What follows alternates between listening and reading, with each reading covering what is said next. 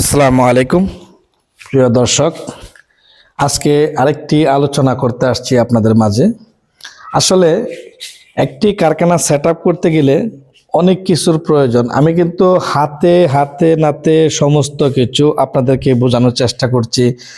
কোথা থেকে কি কিনবেন, যদি কাঁচামালগুলা আগে কারখানা করার সবচেয়ে কারখানাটি আপনার চালু করার আগে সবসময় চেষ্টা করবেন কাঁচামালগুলা কোত্থেকে সংগ্রহ করতে হয় এগুলার দেওয়ার ভিডিও আমাদের কাছে সচরাচর ছাড়া আছে।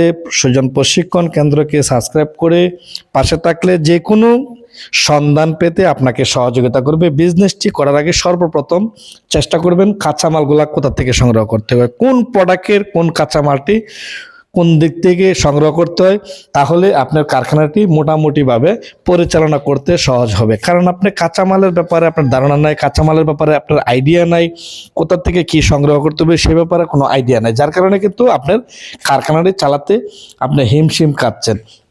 কারণ আপনি যখন একটি প্রোডাক্টের নাম জানবেন তখনকার কিন্তু সরাসরি আপনি একটি প্রোডাক্টের অর্ডার দিতেও আপনি সুন্দর করে বুঝে শুনে অর্ডার দিতে পারবেন। তখনকার আপনার কাছ থেকে বেশি রাখার কোনো সুযোগ নেই। আপনি না জানার কারণে কিন্তু তারা আপনাকে প্রোডাক্টটা দিচ্ছে ঠিক আছে, কিন্তু কি দাম ধরছে, কত টাকা রাখছে সে ব্যাপারে কিন্তু আপনার কোনো ধারণা নেই, যার কারণে আপনার মালের কস্টিং করতে গেলে অনেক কিছুই বেড়ে যায়। যার কারণে অন্যজনে যদি 95 টাকা দিয়ে ফেলে আপনি কিন্তু 100 টাকার মধ্যেও প্রোডাক্টটি বিক্রি করতে পারছেন না। যার কারণে আমি সবসময় বলে থাকি যে ভাইয়া আপনি বিজনেসটি করার আগে সম্পূর্ণ মার্কেট ভিজিট করুন। আগে 1 মাস ভরা মার্কেট ভিজিট করুন, ভিজিট করে তারপর আপনার গন্তব্যস্থানে সঠিক পরিপূর্ণ পণ্যটি নিয়ে আপনি কাজ শুরু করতে পারেন। এরপরে যদি মনে করেন যে না প্রশিক্ষণের দরকার, আপনার বিবেকে বলে, তাহলে সুজন প্রশিক্ষণ কেন্দ্রকে ভিজিট করুন। সুজন প্রশিক্ষণ কেন্দ্রের উস্তাদের সাথে পরামর্শ করে আপনি প্রশিক্ষণ নেওয়ার সুযোগ আছে।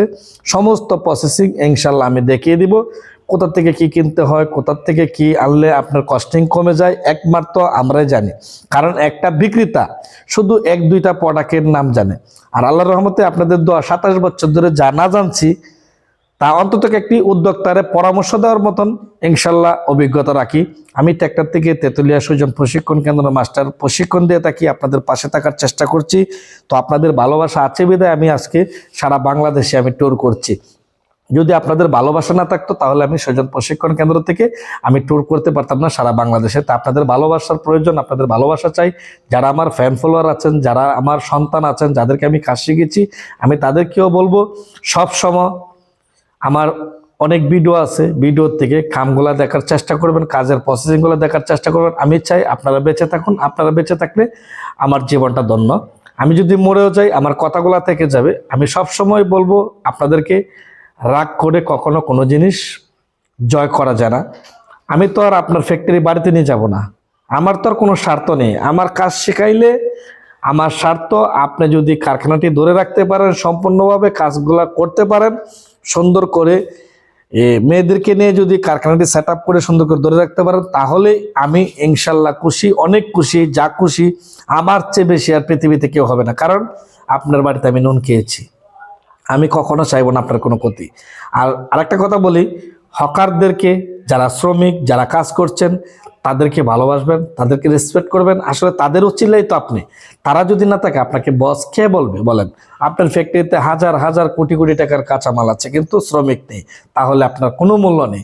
অতএব তাদেরকে ভালোবাসুন, তাদেরকে মহব্বত করুন, ইনশাল্লাহ তারাই আপনার জন্য পাগল হয়ে ছুটে আপনার কাজের জন্য অনেক চেষ্টা করবে 2টা ওজন মাল দেওয়ার জন্য। তাদেরকে ভালোবেসে কাজগুলো আদায় করে দিন। যেখানে ভালোবাসার দরকার এখানে ভালোবাসবেন, যেখানে রাগারাগি করার দরকার সেখানে রাগারাগি করবেন। তো গাইস, সবাই ভালো থাকবেন। আমার ভিডিওটি বেশি বেশি করে শেয়ার করে দিবেন। সবার কাছে অনুরোধ রইল, আমার বর্তমান ইয়াং জেনারেশন যুবক যে তরুণ সমাজ আছে, বেকারত্ব দূর করুন, কর্মস্থল তৈরি করুন।